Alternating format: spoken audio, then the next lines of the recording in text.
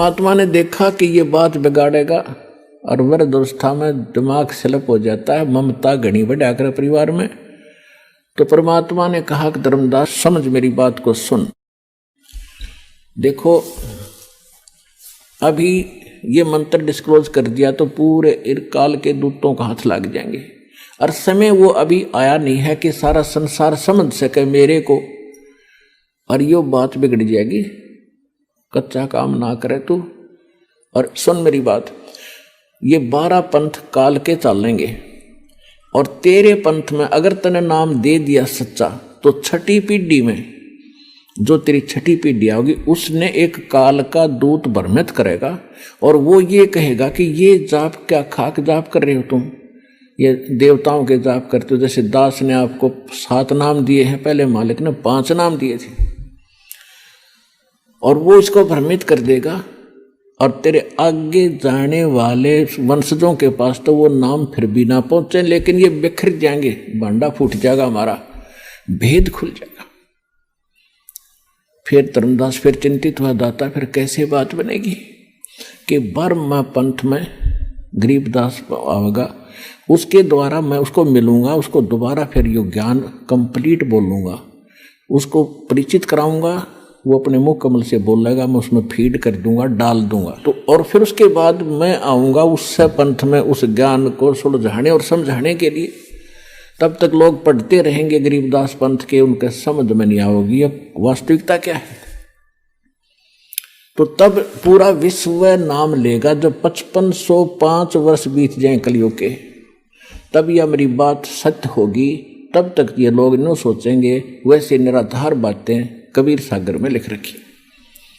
तो उस समय सारा संसार नाम लेगा, पूरा विश्व पार करेगा। मेरे सब बच्चे हिंदू मुस्लिम सिख ईसाई ये सब मेरे बच्चे हैं। काल ने इन्हें विभाजित कर दिया, आपस में लड़ा कर मार रहा है। मैं इन सब को फिर एक करूँगा, ऐसा ज्ञान दूंगा प्रमाणित। धर्मदास तू चिंता ना करे, जब सारा संसार पार होगा तेरे 42 वंश भी पार हो जाएंगे। तब उसको शांति हुई। फिर परमात्मा ने देखा कि ये तो बात बिगाड़ेगा, उसको प्रेरणा की, धर्मदास जी को प्रेरणा की कि भगवान मुझे अपना वो स्थान दिखाओ जहां बैठकर आपने समुद्र को रोका था। जो जगन्नाथ के मंदिर जो पुरी में बना है, आपने बचाया था समुद्र से, जो 4 5 6 बार उसको तोड़ दिया था। तो वो स्थान देखना चाहूँ तो वहां ले गए भगवान उसको। वहां जाकर सब परिचित करा के बोल तू सतलोक जाना चाहता है? कहा जी सतलोक जाना चाहता। तो भाई तेरे नाम में दोष आ गया, तेरी ममता बच्चों में बड़गीर, तूने मेरी बात का अवहेलना करने की सोच रखी थी। तूने सोच रखा था कि परमात्मा चले गए पीछे तो नाम दे दूंगा। कहा जी नो की नो सोच रहा था। तो भाई मेरा दोषी होता, तेरे बच्चे पार नहीं होते और मेरा काम बिगड़ जाता। अब तो दोबारा नाम ले। पुनरुपदेश दिया परमात्मा ने जगन्नाथपुरी में जाकर। वह अलग स्थान है, एक मंदिर अलग है, जहां परमात्मा ने समुद्र को रोका था एक पत्थर पर बैठ के।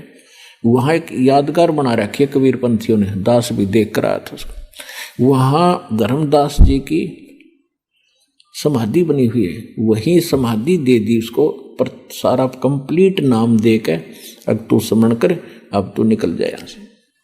तो धर्मदास जी को वहां से अपने सामने चलता कर दिया। और फिर धर्मदास जी के प्रथम जो पुत्र था चूड़ामणि जी, उसको 5 नाम दिए। ये जो आपको दिए जाते हैं मतलब बीच बीच के।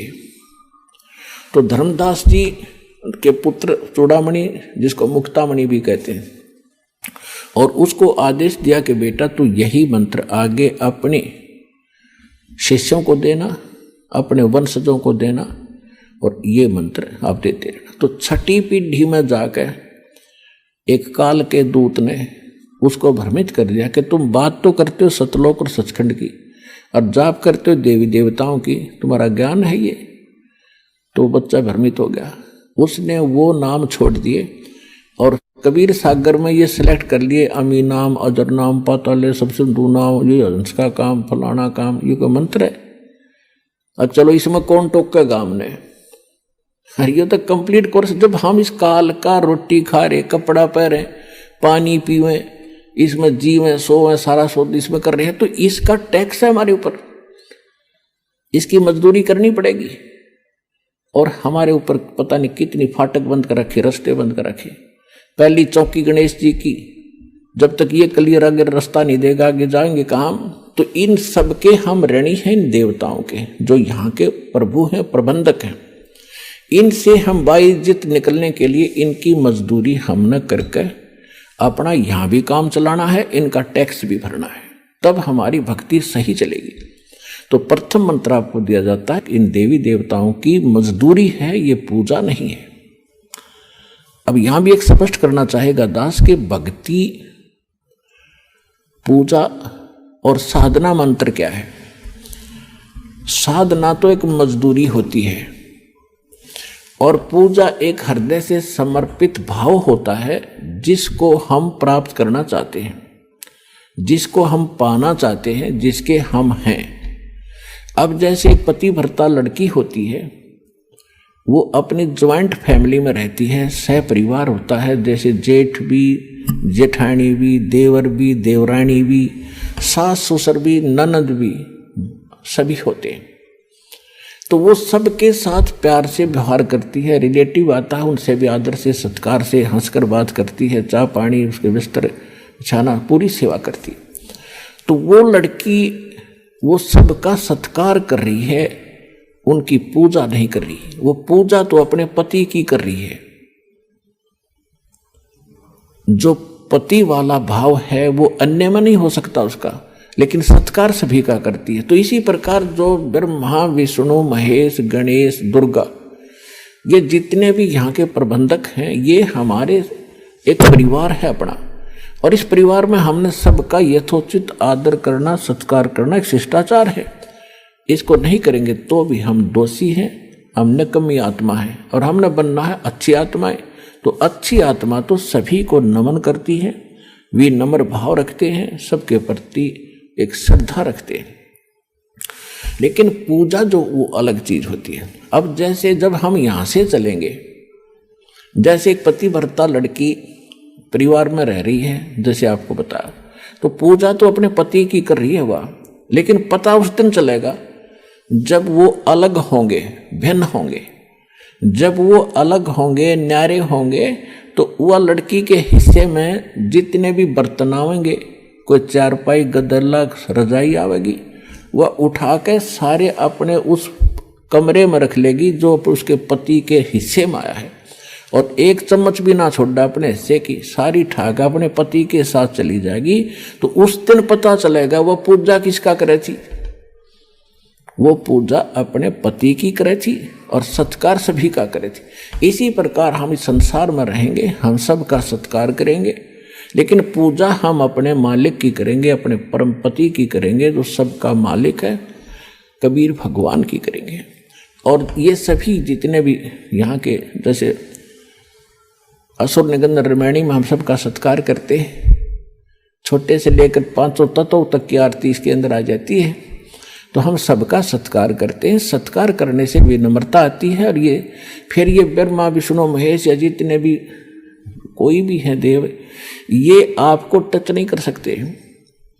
इनके ऊपर फिर डंडा है परमात्मा का कि ये आपका एक सत्कार करते हैं, और फिर भी आप इनको सताओगे तो इनको ज़्यादा सजा मिलेगी। ये जो आपको विधि बता रखी, ये आपके प्रोटेक्शन के लिए है, भगवान का विधान बनाए रखने के लिए है, और आपको इस संसार रूपी सागर से पार होने के लिए सफ़र में सहयोगी रहेंगे, आपका प्रोटेक्शन करेंगे ये देवता।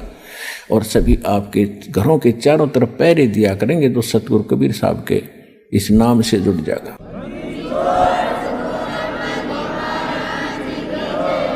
क्योंकि जैसे कोई प्रधानमंत्री या राष्ट्रपति का कोई नुमाइंदा है, कहीं शहर में रह रहा है, तो उसकी सुरक्षा और उसकी इज्जत की रक्षा, धन की रक्षा करना वहाँ के मुख्यमंत्री की जिम्मेवारी होती है। और मुख्यमंत्री नीचे डीसी और एसपी को सतर्क कर देता है कि इस आदमी का कोई उत्सुक होगी, किसी सुविधा में कमी आ गई, तुम्हारी खैर नहीं है। तो चारों तरफ चक्कर काटते रहते हैं वो, और एक बार जरा सा भी कोई उक चुक कर दे 2 मिनट में पुलिस डालेगी उसके पास। तो इसी प्रकार आप उस परम पिता के नुमाइंदे बच्चे हो जाओगे जिस दिन से आप सतलोक आसन बरवाला जिला हिसार हरियाणा से जुड़ जाओगे। आपकी सुरक्षा के लिए वहां ऐसे खड़े रहा करेंगे, देवी देवता चारों तरफ घूमया करेंगे आपके, कि देखो भूत प्रेत आकर बकवाद ना कर दे।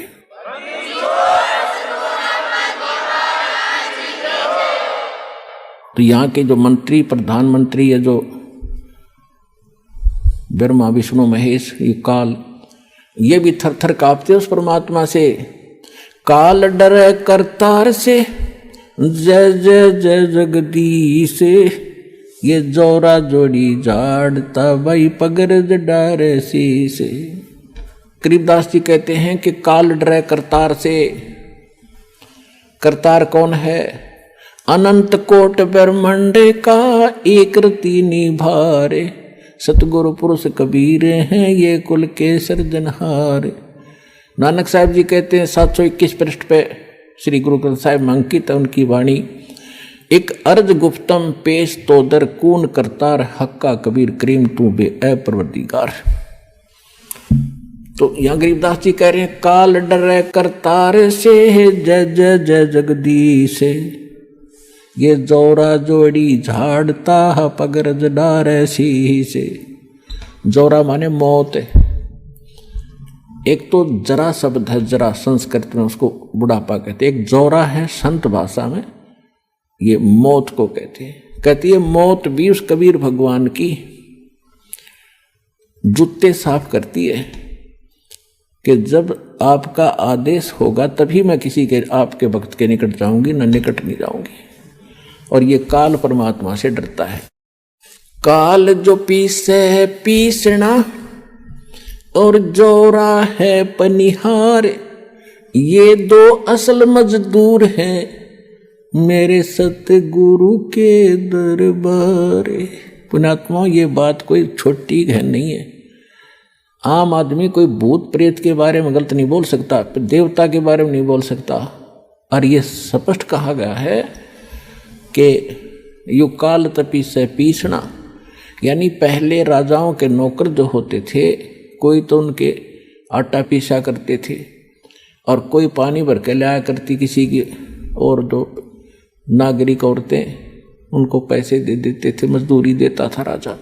तो यहाँ परमात्मा कहते हैं ये ज्योत स्वरूपी निरंजन, जो 21 ब्रह्मांड का मालिक ब्रह्म, ये तो कबीर भगवान का पीसना पीसता है, यानी उसका नौकर है, उसके आदेश से चलता है। सब कुछ समझाने के लिए ये सब वाणी बोली है। काल जो पीस है पीसना, यानी चाकी पीस चलाता है हाथ से, और जोरा है पनिहार, या मौत उसके पानी भरती है परमात्मा के, यानी नौकरानी है। और ये 2 असल मजदूर हैं मेरे सतगुरु के दरबार। क्योंकि आंखों देखा भगवान की महिमा से परिचित होकर गरीबदास जी कह रहे हैं। तो यहां प्रसंग जो चल रहा है कि सत्कार और पूजा और साधना में सत्कार में अंतर होता है। साधना और पूजा में अंतर कैसे होता है, एक और उदाहरण देते हैं आपको। जैसे हम ये मंत्र जाप करते हैं, बाकी एक नाम को छोड़ के, सार नाम को, बाकी तो ये अन्य मंत्र यहीं के हैं सारे, कुछ आपको पता ही है।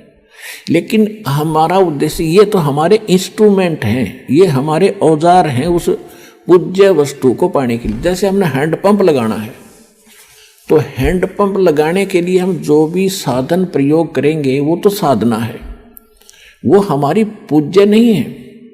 उस पूज्य वस्तु को पाने के लिए, यानी उस जल को पाने के लिए जो हमारा पूज्य है, जिसके लिए हम प्रयत्नशील हैं, तो उसके लिए जो भी हम बोकी और पाइप मेहनत परिश्रम जो करेंगे उसको लगाने के लिए, तो वो तो समझो साधना है। और जिस वस्तु को पाना है वो हमारा पूज्य है। अब यहां इस 3 नाम के मंत्र का थोड़ा सा, और प्रथम मंत्र का, अब ये कैसे इंस्ट्रूमेंट है हमारे, कैसे हेल्प करेंगे। प्रथम मंत्र जो आपका है, कहते हैं 5 नाम गायत्री गैबी आत्म तत्व जगावे। इस प्रथम मंत्र के जाप करने से आपके अंदर एक विशेष कसक परमात्मा की तरफ बनी रहेगी। और ये ऐसा धन है जो आपके यह संसारिक सुख भी आपको देगा, और आपके ऊपर जो ऋण है इन देवी देवताओं का, जैसे हमने बिजली का कनेक्शन ले रखा है तो बिजली का टैक्स भरते रहेंगे तो रेगुलर आपकी बिजली आती रहेगी। ऐसे हमने कोई पानी का कनेक्शन ले रखा है, गैस का कनेक्शन ले रखा है और टेलीफोन का ले रखा है, तो हम उनके कनेक्शनों के पैसे भरते रहेंगे बिल के, तो हमें सुविधा प्राप्त रहेंगी। तो हम शास्त्र विरुद्ध साधना करके निर्धन हो गए, हमारे सारे कनेक्शन कट गए, तो सभी सुविधाएं बंद होगी। अब ये दास एक गारंटर बनेगा, आपका जिम्मेदार बनेगा और आपको एक ऐसी मजदूरी देगा, उनसे आपकी सुविधा चालू कराएगा सारी। और ये कहा जाएगा कि ये आपको किस्तों में आपके सारी पूंजी पूरी करेंगे। आपको बार बार प्रेरित किया जाएगा कि मंत्र करा करो, जाप करा करो, तो वो जाप करने से आपकी जो सुविधा देनी इन्हीं भगवानों ने है, क्योंकि ये यहाँ के इंचार्ज हैं। और आपकी ये देंगे क्या? वो वर्क डन, कौन सा वर्क डन किया कर्म कौन सा, जो शास्त्र अनुकूल साधना से प्रतिफल आपका बन कर जाएगा, वो आपका वहां मिलेगा। और देंगे ये ब्रह्मा विष्णु महेशी, तो ये आपको तभी देंगे जब आप सही साधना शास्त्र अनुकूल करेंगे। शास्त्र अनुकूल साधना के अंदर प्रथम गुरु हो, गुरु पूरा हो, अधिकारी हो, उससे नाम लेकर फिर आप जाप करो, फिर आपकी सुविधा चालू हो जाएंगी। उनका टैक्स भी भरता रहेगा और आपका भी गुजारा होता रहेगा। यानी जब तक यहाँ रहोगे फिर हम आगे चलेंगे। तो उसके लिए समझ लो, आपने प्रथम मंत्र तो ऐसा है कि जैसे आपने ट्यूबवेल लगाने के लिए वो इंस्ट्रूमेंट खरीदे, वो हैंडपंप लगाने के लिए, वो आगे तेरे। अब वो काम क्या करेंगे? अब सेकंड मंत्र है सांस उश्वास का। प्रथम मंत्र से समझ लो पाइप आ गई, और सेकंड मंत्र का काम शुरू हो गया। पाइप ने खड़ा करके और उसके अंदर बोकी मारे और बाहर माटी निकाले, बोकी मारे बाहर माटी निकालता जा। तो हम श्वास उश्वास का नाम जो जाप आपको दिया गया सतनाम के 2 अक्षर का, जिसमें एक ओम मंत्र है, एक सांकेतिक तत् है। गीता अध्याय नंबर 17 के श्लोक नंबर 23 में ओम तत्सत, ओम और तत् मिलकर एक सतनाम बनता है। तो इस 2 अक्षर का नाम है सतनाम। इस 2 अक्षर के मंत्र का नाम सतनाम, सतनाम माने सच्चा नाम, इसको सतनाम भी कहते हैं, सच्चा नाम भी कहते हैं। तो इस सतनाम का काम है 2 अक्षर के का। जैसे एक मंत्र बाहर छोड़ते एक अंदर लेते, तो ऐसे बोकी नीचे मारी बाहर निकाली, बोकी मारी नीचे बाहर निकाली मिट्टी, और फिर धीरे धीरे पाइप नीचे जाती गई। पाइप पहुंच गई जल तक, जहां जल आ गया। तो ये काम हो गया सतनाम का। बोकी ने अपना काम कर दिया। अब इसके बाद फिर सार नाम, उस सार शब्द का काम शुरू होगा। वो रह गया हैंडपंप जो ऊपर मशीन लगाया करें। ये सार नाम कहो, सार शब्द कहो, आदि नाम कहो, इसकी भी मेहनत करनी है, इसको भी चलाना पड़ेगा, तभी वो पूज्य वस्तु प्राप्त होगी जब जल सर्व मिलेगा आपको। तो गीता अध्याय नंबर 17 के श्लोक नंबर 23 में होता है कि 3 मंत्र का जाप है उस जल को पाने का। ये मंत्र है उस सच्चिदानंद घन ब्रह्म के पाने का। ये सभी मंत्रों की हमने साधना करनी है, तब पूज्य वस्तु सच्चिदानंद घन ब्रह्म यानी पूर्ण परमात्मा प्राप्त होगा। ये है विधि।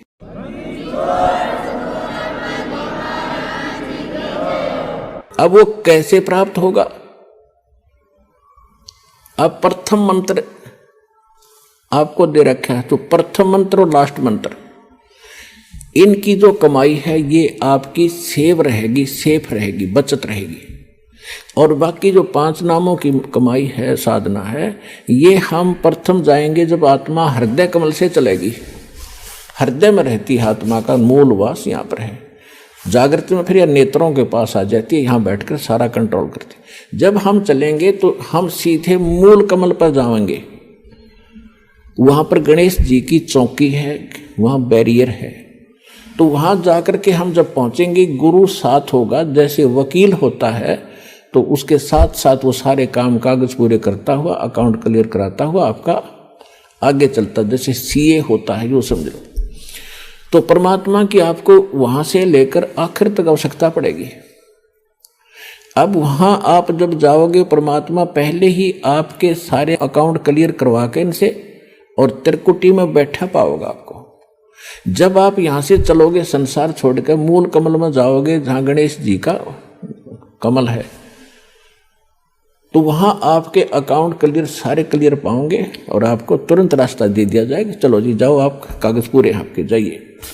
फिर आप आओगे सावित्री ब्रह्मा जी वाले कमल में, जिसको अधिष्ठान चक्र कहते हैं, स्वाद चक्र भी कहा है।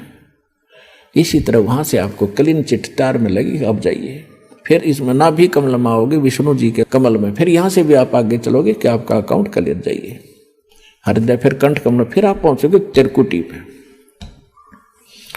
जब आप त्रिकुटी पर पहुंचोगे, वहां परमात्मा मिलेंगे इस दास के रूप में। अब जैसे आप यहां गुरु जी के प्रति जैसा व्यवहार, जैसा विचार और जैसी श्रद्धा आपकी है, ये आपकी यहां रिहर्सल कराई जाती है कि गुरु मानुष कर जानते ते नर कहिए अंध, ओवे दुखी संसार में आग काल के फंदे। गुरु को मानुष नहीं जाने, गुरु गोविंद कर जानियो, रहियो शब्द समाए, मिले जब दंडवतम बंदगी, नहीं पल पल ध्यान लगावे। गुरु गोविंद दोनों खड़े, काके लागू पाए, बलिहारी गुरु अपना जिन गोविंद दियो मिलाए। अब परमात्मा ने यह सिद्ध करना, हमारे को एक ट्रेनिंग दे रहे हैं कि जैसा व्यवहार आप इस दास के प्रति कर रहे हो, ऐसा ही भगवान के प्रति माना जाएगा। और जैसा आप दिन में रिहर्सल कर रहे हो, रात में सौपन भी वैसे ही आएंगे। तो संसार छोड़कर जब जाओगे, आपको सौपन सा बनेगा। तो जैसा आपकी आस्था यहाँ वहां तो सामने स्पष्ट नजर आओगी, तो वहां आपकी परीक्षा होगी। अब जैसे वहां गुरु जी के साथ भगवान खड़ा हो,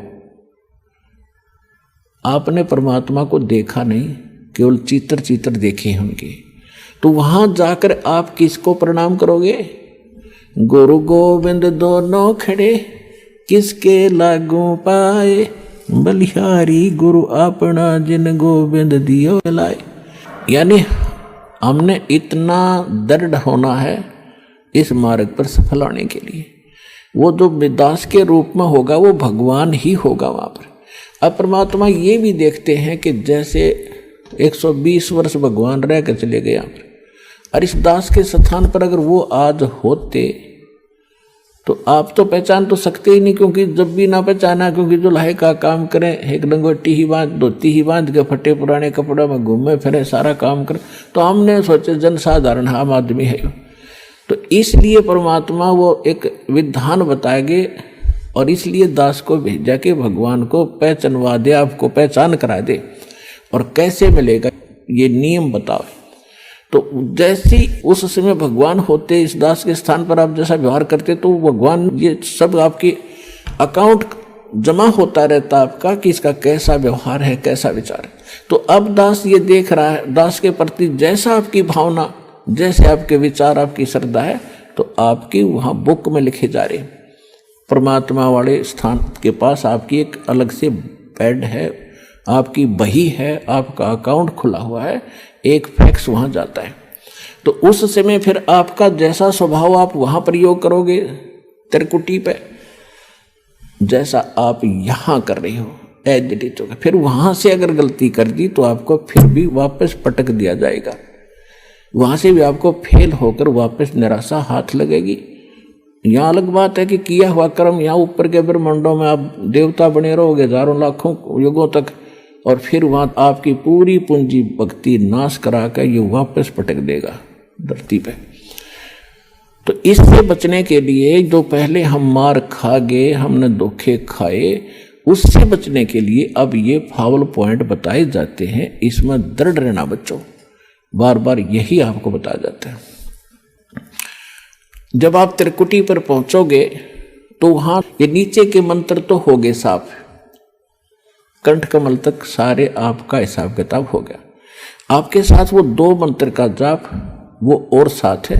यहाँ कंठ कमल से लेकर त्रिकुटी तक जाने का बहुत लंबा रास्ता है। ये तो एक यहाँ तो मैप है, वहाँ ओरिजिनल चीज है। तो वहां जाने के बाद जब आप पहुंचोगे तो 2 मंत्र आपके पास होंगे, 3 मंत्र होंगे, उनकी कमाई आपके साथ होगी। ओम तो ब्रह्म का है, और दूसरा जो मंत्र सांकेतिक आपको दिया जाता है सतनाम में, वो अक्षर पुरुष का मंत्र है, सात संग ब्रह्मांड के स्वामी का। अभी तक हमारे को 10वां द्वार का ही ढोल पीटा गया ऋषि महर्षियों के द्वारा। और एक जम्मू के अंदर मधु परमहंस को आवे, कबीर पंथी को और कख का पता नहीं इसने, और वो कबीर साहब की कितना अधूरी सी बाणी पढ़ ली, 11वीं खिड़की एकादश, और वो छाती कुट्या करता नहीं, कहा था मेरे जैसा किसी के पास ज्ञान नहीं, इस ब्रह्मांड में जो वस्तु है मेरे पास नहीं, और 11वां द्वार पा गया, 11वां द्वार इसे किसी ने बताया नहीं। कमाल के आदमी है। ये तो कबीर सागर में लिखा है, आपने पढ़ लिया तो कला टूट गया। भक्ति आपके पास नहीं, ज्ञान तुम्हारे पास नहीं, जबकि कबीर साहब ने तो 12वां द्वार बताया है, 11वां नहीं है। 11वां तो अक्षर पुरुष के लोक में जाता है, इसने उसका भी ना पता, वो सुन रखी है 11वां द्वार एकादश खिड़की लगी। अब क्या है, जो ओम नाम के जाप का कमाई है वो वहां त्रिकुटी पर अकाउंट करवा दिया जाएगा। धर्मराज के दरबार में जाएंगे, परमात्मा आपके साथ होगा इस दास के रूप में, और उनसे कहेगा भाई इसका हिसाब करो। गीता अध्याय नंबर 18 के श्लोक नंबर 66 में आपका विधान है, क्योंकि वहां जैसे वकील बताते हैं जजों के सामने, जी ऐसा सब उस धारा में ऐसा लिखा है, ऐसा लिखा है, ये खरा उतरता है, तो जज उसको स्वीकार करता है। तो जाते ही अब जैसे कबीर साहब के एक शब्द है, कर ले गुरु वकील मुकदमा भारी है, भाई कर लो गुरु वकील मुकदमा भारी है। तो गुरु एक वकील का भी काम करेगा आपका। तो वहां जाकर के भगवान होंगे इस दास के रूप में, और वहां उनको कहेंगे जी आपके विधान में लिखा है, गीता अध्याय नंबर 18 के श्लोक नंबर 66 में, सर्वधर्मान परित्यज्य माम एकम शरणम व्रज अहम तवा सर्व पापे भयमोक्षामि मा शुच। इसका अर्थ इन्होंने गलत कर रखा आज तक के अनुवादकर्ताओं ने। इन्होंने क्या कर दिया, श्री कृष्ण जी कह रहा है कि श्री कृष्ण मान रही थी तो कि तू सब धर्मों की सब पूजाओं को छोड़कर एक मेरी शरण में आ जा, फिर मैं तुझे सब पापों से मुक्त कर दूंगा। गीता अध्याय नंबर 2 के श्लोक नंबर 7 में अर्जुन पहले ही कह रहा है कि मैं आपकी शरण हूं, आपका दास हूं, मेरी बुद्धि अब काम नहीं कर रही, मैं युद्ध करूं कि ना करूं, मुझे सीधा मार्ग बता दो, आप मेरे गुरु, मैं आपका शिष्य हूं। अर्जुन तो पहले उसकी शरण में था, ये सट्टे मारे तो कई नकल तो थी नहीं इनमें। गीता अध्याय नंबर 18 के श्लोक नंबर 66 का जो अर्थ है, गीता ज्ञानदाता कहता है, अपने आत्माओं दास का उद्देश्य ये केवल राम कथा सुनाना नहीं है, आपको विद्वान बनाना है ताकि आप मार ना खा जाओ, भविष्य में फिर काम ना बिगड़ जाए। और बहुत आसान तरीके से आपको समझाया जा सकता है, 1 बार 2 बार 100 बार बताऊंगा, अपने आप हृदय में समा जाएगी आपके।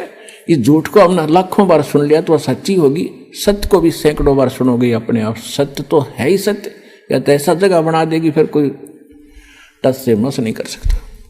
गीता अध्याय नंबर 18 के श्लोक नंबर 62 में इसने कह दिया, अर्जुन तू सर्वभाव से उस परमेश्वर की शरण में जा, उसकी कृपा से तू परम शांति को, सनातन परम धाम को प्राप्त होगा। अपने विषय में 8वें अध्याय के 5 और 7 में कह दिया कि मेरी शरण में रहना है, तो मेरा 8वें अध्याय के 13वां श्लोक में मंत्र बता दिया, ओम नाम का जाप है, इसको कर, युद्ध भी कर, मेरी शरण में रहेगा तो जन्म मृत्यु तेरी भी होगी मेरी भी होगी। अब ये 18वां अध्याय लास्ट अध्याय है, लास्ट ये मंत्र चल रहे हैं, अंतिम मंत्र, अंतिम अध्याय गीता अध्याय नंबर 18 के श्लोक नंबर 62 में उसने कहा। अब 63 में वो कहता है कि अर्जुन ईब तू सोच विचार कर ले, जो मैंने गुप्त से गुप्त ज्ञान आज तक किसी को नहीं बताया वो तेरे को बता दिया। ये गीता का जो ज्ञान है ये अति रहस्य युक्त था। यो आज मैंने तेरे को बताया था, कभी पहले बताया था सूर्य को, और आज मैं तुझे बता रहा हूँ।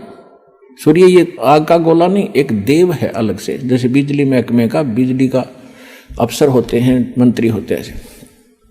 तो कहता है ये गुप्त से गुप्त ज्ञान मैंने तुझे बता दिया, अब तूने जैसा अच्छा लगे वैसा कर ले। 18वें अध्याय के 64वें श्लोक में कहा कि एक और गुप्त बता देता हूं कि जिसके विषय में 18वें अध्याय के 62वें श्लोक में मैंने कहा कि उसकी शरण में जा, वो मेरा भी पूज्य देव है, इष्ट देव है। ये तेरे हित में बता रहा। 18वें अध्याय के फिर 65वें श्लोक में कहता है कि अर्जुन, यदि तूने मेरी शरण में आना है तो मुझे नमस्कार कर, मेरा भक्त बन, चिंता ना कर, तू मुझे ही प्राप्त होगा। फिर 18वें अध्याय के 66वें श्लोक में फिर कहा है, यदि तूने उसकी शरण में जाना है तो सर्व धर्मान परित्यज माम।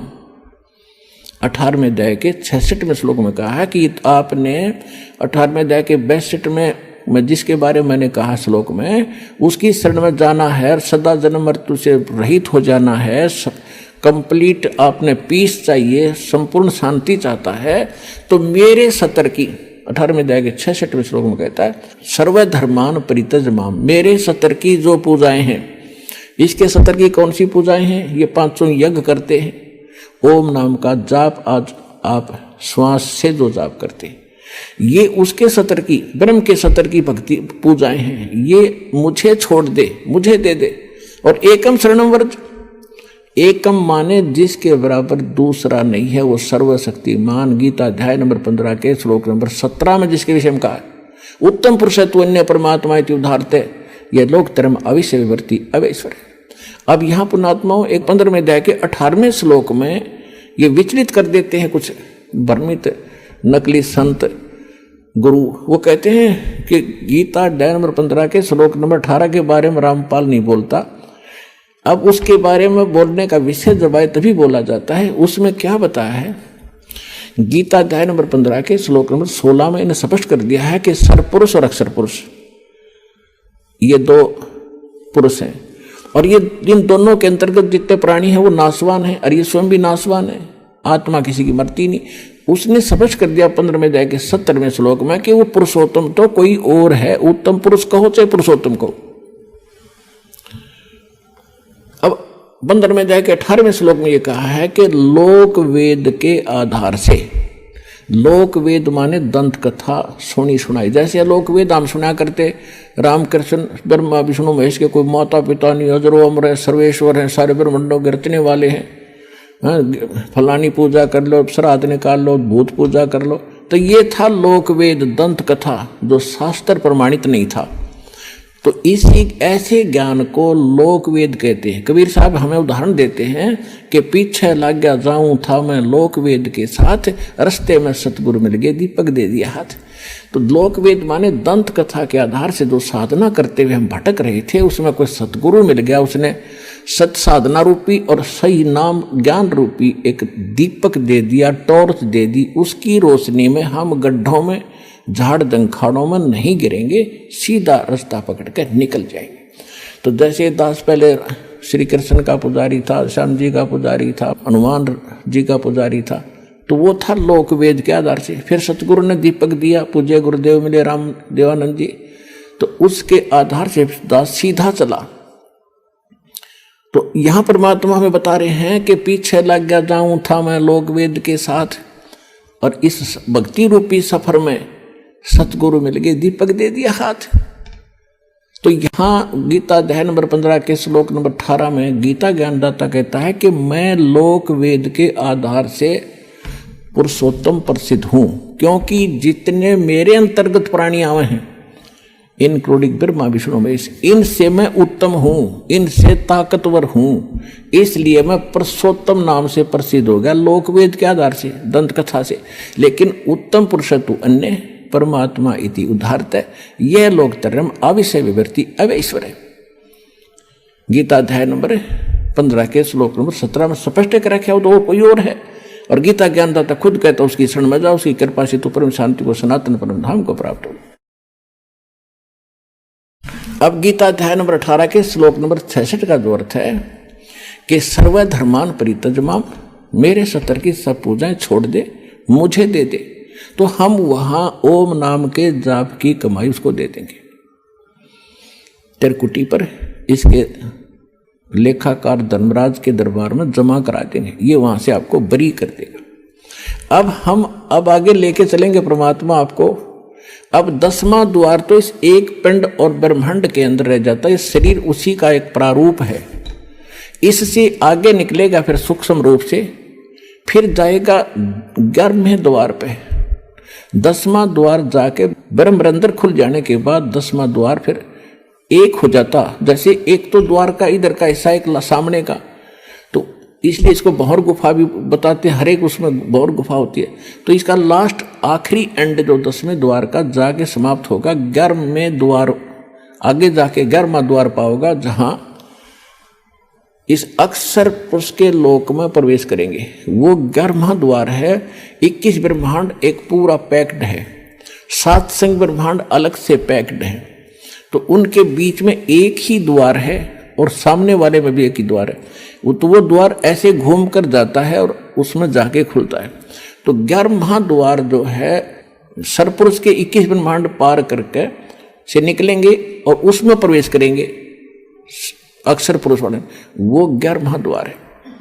फिर अक्षर पुरुष के लोकों को पार करते हुए 7 संग ब्रह्मांडों को हम पार करके आगे जाएंगे। वहां जो तत्व मंत्र है सांकेतिक सतनाम के अंदर 2 अक्षर में जो एक मंत्र है ओम से दूसरा, इसकी कमाई हम वहां देंगे और उसके 7 संग ब्रह्मांडों को पार करने का वो टैक्स है, उसका किराया है।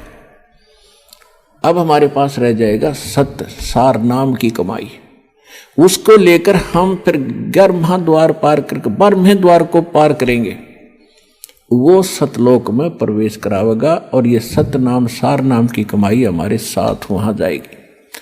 ऐसे हम मोक्ष प्राप्ति करेंगे और नीचे से लेकर ऊपर तक आपको गुरु की आवश्यकता पड़ेगी। तो यहाँ कहते हैं गुरु बिन माला फेरते, गुरु बिन देते दान, गुरु बिन दोनों निष्फल हैं, चाहे पूछो वेद पुराण। कबीर हरि जय रूठ जा, गुरु की शरण में जावे, कहे कबीर गुरु रूठ गे, तो हर ना करे सहाय। अब रामानंद जी का प्रकरण अभी बहुत शेष रह गया है, फिर आगे बताएंगे, क्योंकि इन महापुरुषों को आधार बनाकर आपको यथार्थ ज्ञान से परिचित कराया जाता है। ये सत्संग का उद्देश्य होता है कि उसमें सत्य ज्ञान ही बताया जाए।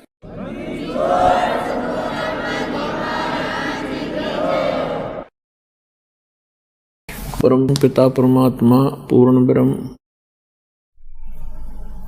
सर्व सृष्टि रचनहार कबीर परमेश्वर जी की असीम रजा से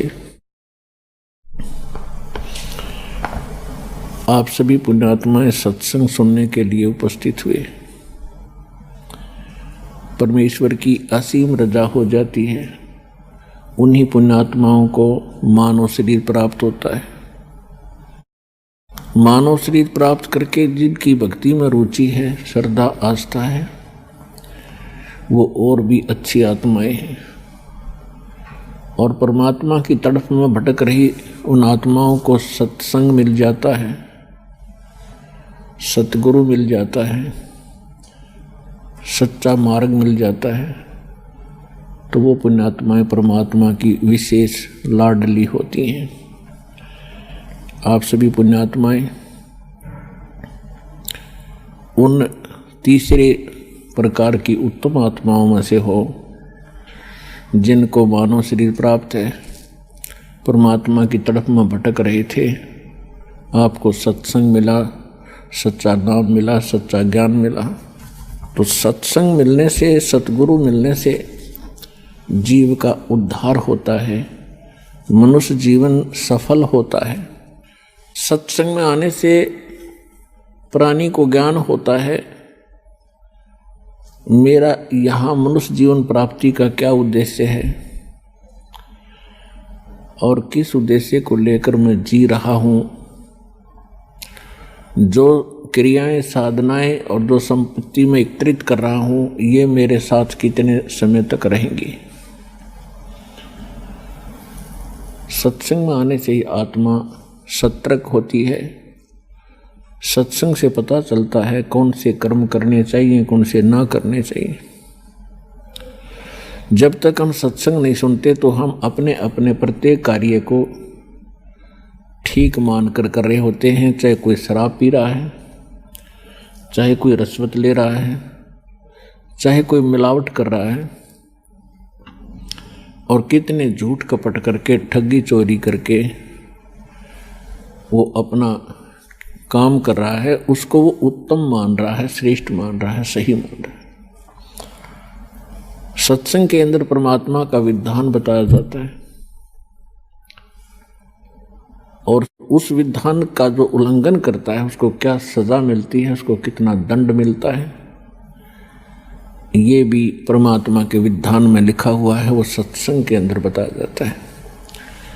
जब जीव को, जो प्राणी को परमात्मा के विधान का ज्ञान होगा तो फिर वो परमात्मा से डर के अपना जीवन सफर तय करेगा, बहुत से पापों से बचेगा और फिर सत भक्ति करके मनुष्य जीवन को सफल करेगा। परमात्मा हमें याद दिलाते हैं कि इस संसार में आकर के आप क्या कर रहे हो, आपने करना क्या चाहिए था। कबीर थोड़ा जीवन ये मंडे बहुत मंडाण, और सब ही उभा पंथ सिर रावल रंक सुल्तान। परमात्मा हमें समझाना चाहते हैं कि जीवन तो आपका पता नहीं कितने समय का है। कबीर साहब कहते हैं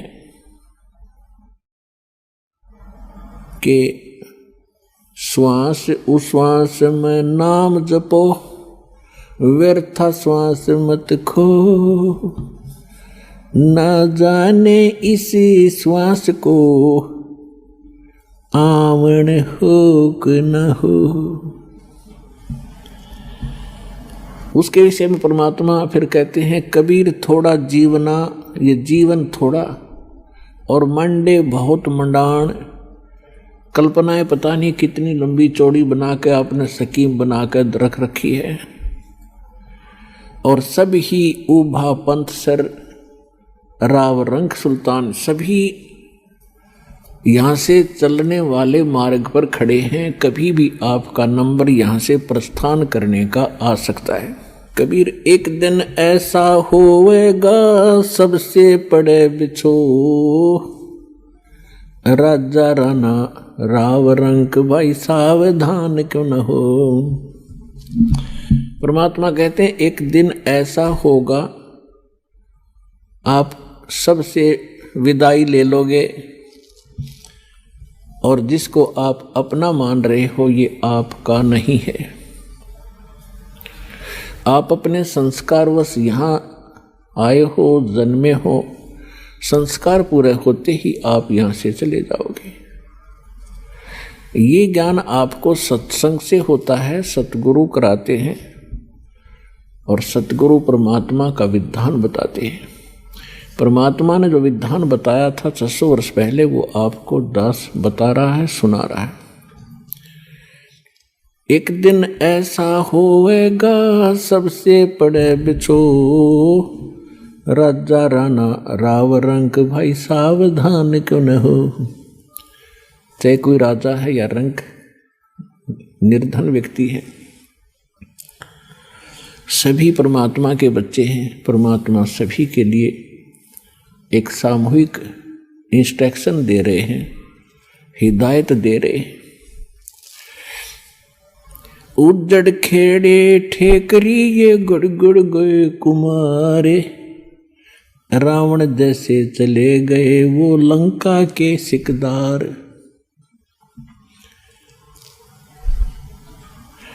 ऊंचा दिखे धौलरा ये मंडी चिती पोले, एक हरि के नाम बिना यू काल मारिया रोड़। कबीर देवल ढह पड़ा ये ईट रही संवारे, करते दारा से प्रीतड़ी बाई डह न दूजी बार। कबीर कहाँ चनाव है मैडिया, ये लंबी भीत उसारे, घर तो 3.5 हाथ बाई गणात 4.25।